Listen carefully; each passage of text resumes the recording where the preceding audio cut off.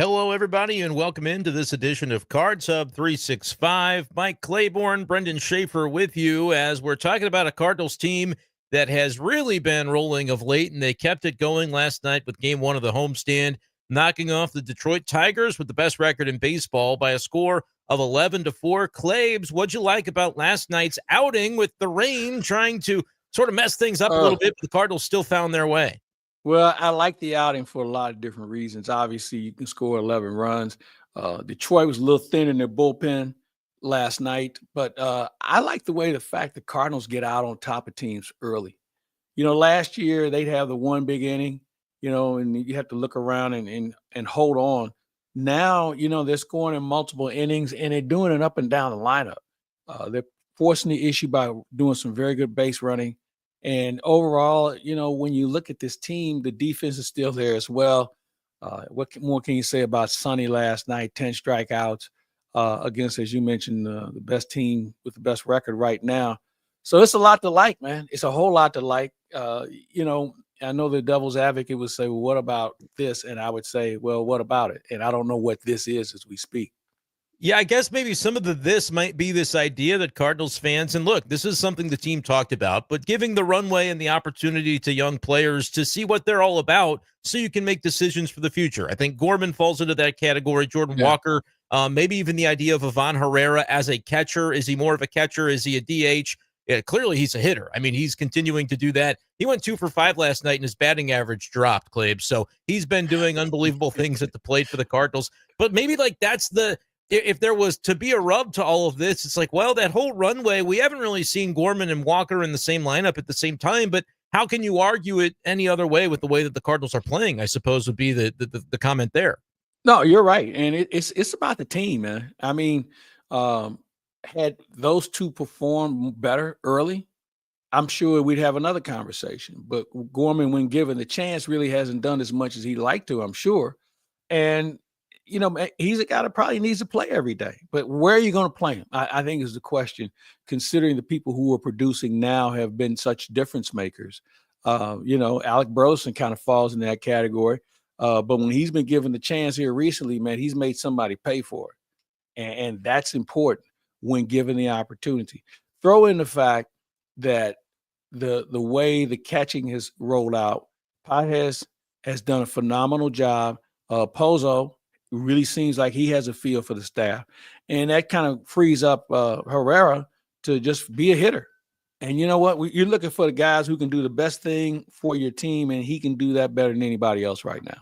Yeah, what Ivan Herrera has done, showing his bat plays, is a big reason for the Cardinals having the success that they're having right now. And I understand, like, from a roster standpoint, it would be beneficial to find out what he could really be behind the plate. But when you're rattling off wins and Pedro Pages is handling the pitching staff the way that he has, I don't know. I understand it, and folks would love to see maybe Herrera could catch, in that way you could find an extra spot for a Gorman or a Walker to give them that opportunity that you desired. But Claibs, I mean, are they 12 of 14? The way the Cardinals are playing right now, they're changing this conversation as we speak with the way that they're playing on the field. And at the end of the day, this is still professional sports. We can talk about runway, but they're trying to go out there and win games. Whether it's the manager, the players in the clubhouse, that's the goal, and that's what they're achieving right now. So you have two trains of thought. You can run out guys and watch them make mistakes and grow with them, and you lose. You can watch some guys who come out who don't make mistakes, and it limits your pool of players to choose from. But the ones who you are looking at and trying to see what they're all about, they're giving you what you were hoping for and then some, which means that somebody's going to come up short with regard to playing time. And right now that's Gorman and Burleson, because the left-handed bats in Newbar and certainly Donovan have been able to give you everything you were hoping for. So it's a long season. Guys are going to get their chances. The question is, can they stay mentally ready as well as physically ready? It's a real challenge especially for a young player to know that, I may not play tonight, but I better be ready just in case. And that really is the conversation as we discuss it here on Cards Hub 365, powered by Gray Bar, your distributor for electrical and datacom needs. And don't forget that all content on Sports Hub STL is brought to you by DraftKings. The crown is yours. Claibs, you mentioned it with Burleson. I thought last night was a good example. He starts the game in right field. I don't think the Cardinals are over the moon about using him in the outfield, but to get him opportunities, that's something that they're doing lately. And we see him reach base 3 times. He leaves for defense with Walker coming in, and then Walker with the big swing that he had off the bench after the rain delay. You're seeing that really coalesce in a nice direction. I want to ask you a little bit more, though, about Walker, because he is such a face of this notion of finding runway, finding opportunities for young players. This is a first-round pick. We know the hype that has surrounded his career and hasn't quite lived up to it to this point. But Jordan Walker maybe starting to turn the corner a little bit, had a big home run swing over the weekend in Kansas City. What are you seeing right now out of Jordan Walker that could hopefully be sustainable for him as he looks to right the ship? Well, I see a guy who's reversing the confidence role. Most guys who can hit or, trying to take that to the field defensively. Well, he's taking what we've seen from the field to the plate. Think about this. Last year, when you had late in the game, you would have had somebody going in for Walker for a defensive substitution. And we've seen that twice in a week where he's gone in for Burleson. He's got the best throwing arm in the outfield. He's worked on his defense. Right now, he's a second center fielder on this team. Not necessarily position-wise, but the way he takes charge on fly balls in the gap. The way he takes charge on coming in on balls and going back. Last year, none of this would have taken place. So he's building that confidence from that standpoint. Now he's coming to the plate. And I was talking to Ali recently. I said, you know what? I'd rather see him hit foul balls hard than strike out. And if you're making contact, then one thing's going to lead to another. So now we've seen him the last couple of times, go to center field or to the power alleys. And the next thing you know, he'll be hitting more line drives. And next thing you know, the line drives come with home runs, and the home runs come with more productivity. It's, this is part of growth. This is what they talk about the runway, trying to see how guys can be better today than they were yesterday.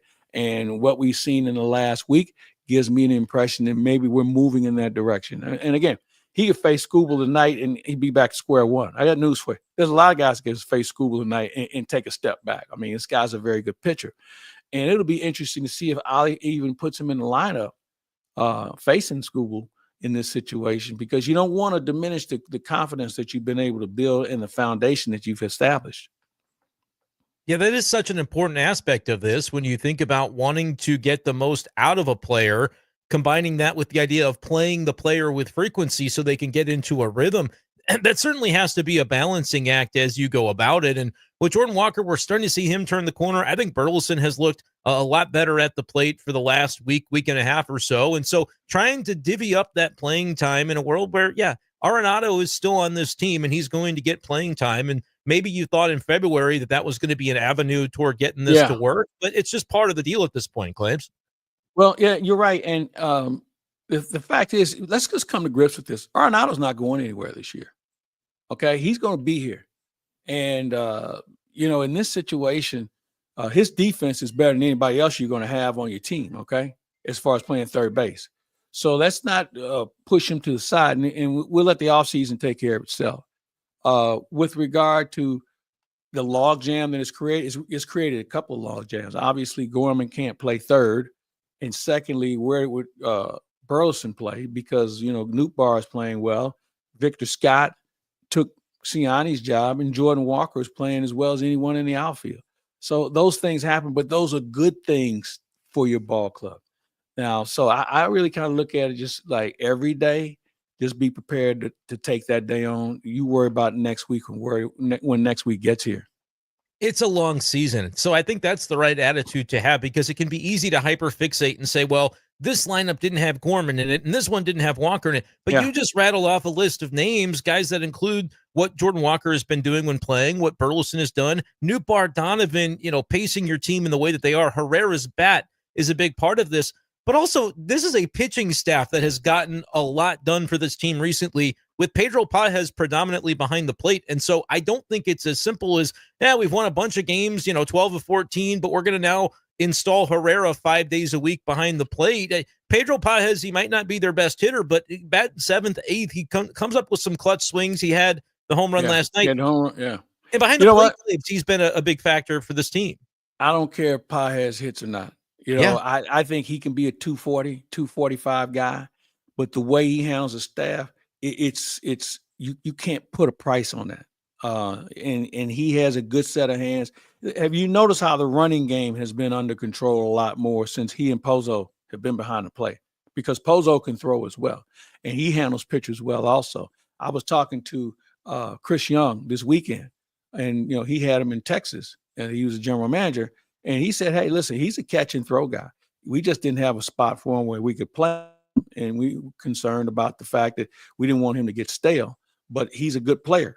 And I would agree with him. And again, I go back to the position. We're getting more productivity out of the position of catching than I think anyone envisioned, because I know they thought, well, Herrera can hit, but what do you give up as far as his defense is concerned?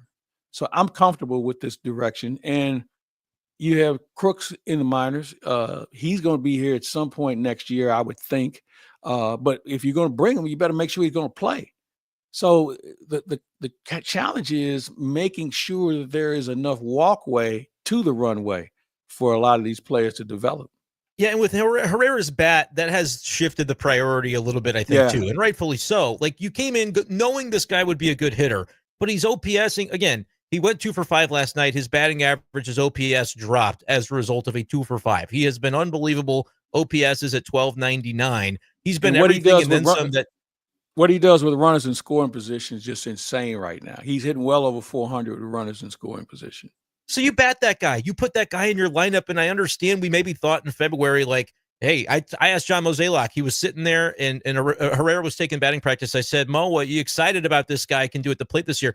And he said, yeah, but we want to see him catch. We really do. I think they really did, Claibs. But at some point, you adjust to what's happening in front of you, and you're seeing Pedro Paez take ownership of the role, and you're seeing Ivan Herrera become a middle-order force who hits with wrist, who hits for power the other way. It's okay that things have adapted and changed a little bit. It doesn't mean Herrera will never catch again. You maybe have a bigger conversation down the road about the extent to which he is a long-term catcher. Yeah, you'll have that conversation in due time, but the formula they've got right now is really working, and so I don't see that it is anything other than a positive lately. It is. It's a plus. And when you think about Herrera, it's just he's going to catch. I think Herrera will catch at least twice a week, for one reason or another. And if he goes once a week, but they're not going to burn his catching equipment. Okay, they're not going to hide it in the trunk of the car or anything like that, because they have 2 adequate people who can do the job as well. And you think about Sunday. You throw Pozo in there, and Pozo, he comes over with a couple of big hits, and it was one of those things that they're producing on both sides of the ball. So when you have that situation working for you, you just have to ride it, man. Now, somebody will cool off at some point, and then you'll see what plan B looks like, or you'll just see what somebody else can do. But overall, you just have to ride this for as long as you can, and be prepared to make the adjustments when called upon. Exactly right. You adapt to it as it comes, and the Cardinals and Oliver Marmol have done that to this point, and they're nipping at the heels of the Chicago Cubs. Cubbies going through a stretch of schedule that's a lot more manageable, and yet the Cardinals, for the time being, are finding a way to keep pace for the moment. Cards Hub 365 is powered by Gray Bar on Sports Hub STL, presented by DraftKings. The crown is yours, and when it comes to DraftKings, now's a great time to go ahead and download the DraftKings Pick 6 app right now using code STL Sports. That's code STL Sports for new customers. You can play $5 and get $50 in Pick 6 credits. Better payouts, bigger wins, only with Pick 6 from DraftKings. The crown is yours. Gambling problem? Call 1-800-GAMBLER. Help is available for problem gambling. Call 888-789-7777 or visit ccpg.org in Connecticut. Must be 18 and over. Age and eligibility restrictions vary by jurisdiction. Pick 6 not available everywhere, including New York and Ontario. Void where prohibited. 1 per new customer. Bonus awarded as non-withdrawable Pick 6 credits that expire in 14 days. Limited time offer. See terms at pick6.draftkings.com/promos. Claibs, I was pretty interested coming into last night's game, knowing it was a big bounce back spot for Sonny Gray after he struggled in Philly, and then knowing the forecast too. Like, would the rain present a problem here? It didn't in the case of Sonny. He was able to get through 6 innings. He was fantastic with the 10 strikeouts. I'm curious for your thoughts on the bounce back from him. We've seen him comfy at home at Busch Stadium, and then just the way that the rain maybe played a factor last night. Well, it's a good question, and one I asked Ali earlier yesterday, we both talked about expecting Sonny Gray to rebound. Philadelphia just had his number that night. But if you remind yourself, so do the Cardinals have one on Aaron Nola. Those nights are going to happen. So I kind of moved on from that. And as you touched on, he's been pretty good at home. And you know what? He faced a good team in Detroit last night, and really kind of had him eating out of his hand for the most part. 10 strikeouts was something that it's the first time we've seen that out of him. But I thought overall the way, and you've been around Sonny Gray, his preparation and just his commitment to being better than the last time just stands out so much. So it was something I wasn't overly concerned about. Only the thing you say, well, it's Detroit and they can the bat a little bit, but Sonny was in great command last night. From a weather standpoint, man, if they get 6 innings out of him, then you're fine. You had a rested bullpen for the most part, so you had some arms to go out there with. But I thought one of the key factors was the fact, not just as from the Cardinals perspective, because you used 2 pitchers. You used John King. Well, you used 3. You used JoJo, John King, and Gordon Graceffo. But if you're AJ Hinch, you're already short in your bullpen. You had an opener that didn't work at all. And then here comes the rain. And the question was, how many pitches was he going to go through if this rain was going to, delay the game? We all thought the game might be bang because looking at the radar, it was rain all in the area, but it really didn't rain as hard or as long as we thought it would at Busch Stadium, a 34-minute rain delay. But that did mean you had to bring up another pitcher. So he brings in John Brebbia, who just wasn't effective. So he called it right there and said, all right, Tomas Nido is going to end up finishing the game for me. And, he just stopped the bleeding until they could go out tomorrow because they have Scooble going today. And then they have, I can't remember who the pitcher is they have going on Wednesday. But they're really trying to set themselves up for this weekend against the Cleveland Guardians because that's a big series. It's a 4-game series. And they're battling each other for first place in that division. So Hinch was kind of thinking down the road, you know what, we won't die on this hill tonight. We'll live to fight another day. And especially because he had his ace going today, and we'll see how that turns out. Yeah, and that'll be a big spot tonight for Eric Fetty taking on the Tigers lineup. As you mentioned, when it pertains to Sonny Gray, that wasn't the Pirates that he was shutting down in short order last night. The Tigers have a great record this year, in large part because of the number of guys in that lineup that have been hitting pretty well. So impressive to see the way he had command of all his pitches. You knew he was going to put in the work and the time behind the scenes after the Philadelphia game to make sure it was a different result last night. But you talk about Scooble, Cardinals maybe catch a little bit of a break getting the kind of bullpen game in game 1. But I'm curious for you how you look at this matchup tonight. Obviously, the Cardinals offensively are going to have their hands full with the best pitcher in the American League, really. And then on the other side, Eric Fetty, what he's able to do against the Tigers to potentially keep the good vibes rolling. And you can win a series real quick if you get tonight's game. Yeah, you can. Here's the challenge. First of all, Cardinals hit good pitching reasonably well this year. They've done a good job. And you look at some of the guys they faced so far this season. On the B side, you're facing a left-hander who's pretty darn good. Now, I'm sure the Cardinals have studied him as much as they can and try and go through that whole process. But I really feel like it's one the guys are rubbing their hands for and looking forward to the challenge. I'm looking forward to seeing how Brendan Donovan and Lars Nootbaar deal with them because, they're going to be in the lineup. And I'm sure Ollie would probably go all other righties at this point. But, to see how deep you can get into him and see if you can get him out of 5, get him in out of 5 innings and maybe 6, and then turn it over to that bullpen, as we mentioned, it might be just a little frayed right now. I think you're going to see some interesting wheels turning this evening from a manager standpoint. Always seems to be the case when you get 2 good teams together, and I think that's what you'll have again tonight at Busch Stadium. Claibs, one more for the road. Curious, obviously last night the weather was involved, and so I don't think it looked any different than people might have expected. But with the way the Cardinals are playing, do you feel like you get to Memorial Day weekend and you maybe get a little bit of better weather going eventually, that Busch Stadium starts to feel a bit of a different vibe? Like the Cardinals are putting the product out there, and so I wonder, in your opinion, how the atmosphere may trail behind. I think it's going to be better. Because if you look at some of the teams that are coming in after this week, teams that we recognize like the Dodgers, like the Royals, and teams of that nature. And I kind of understood last night, attendance I thought would have been a little bit better, but with the weather situation that we've dealt with over the last 72 hours, I think really kind of had some people guarded, especially when we were told we were going to have some really rough weather last night. Tonight, I think we're going to have a bigger crowd because Cardinal fans like good baseball. They'll see a good pitcher in Scooble tonight. Tomorrow's a day game, and we always have a good turnout on day games. And then you have the Arizona Diamondbacks coming in. And Arizona's a pretty good team. They're in a tough division, but you can't take them for granted because they feature some very good pitching. And then so, you go on the road for a week, you do well there, and you come back, as I mentioned, you'll have some teams we'll all be able to recognize, and hopefully we'll have more consistent weather. Yeah, good to see the Royals and the Dodgers coming to town in early June. And I think by about a month from now, when the Cubs in late June visit Busch Stadium, it's going to feel like a completely different vibe as the weather warms up. You get past Flag Day. I know that's a big spot for you, Claibs. It's turning into a summer that I think is going to be pretty compelling to watch all the way through for Cardinals fans, which is exactly why you should make sure to hit the subscribe button right here to the content on Sports Hub STL. We're here every day with Card Sub 365, powered by Gray Bar and presented by DraftKings. The crown is yours. And, of course, post-game, we'll be here once again. So make sure to tune in for all your Cardinals thoughts and conversation after each game is played. But that's going to do it for this edition of Card Sub 365. For Mike Claiborne, I'm Brenden Schaeffer. We'll talk to you next time on the channel.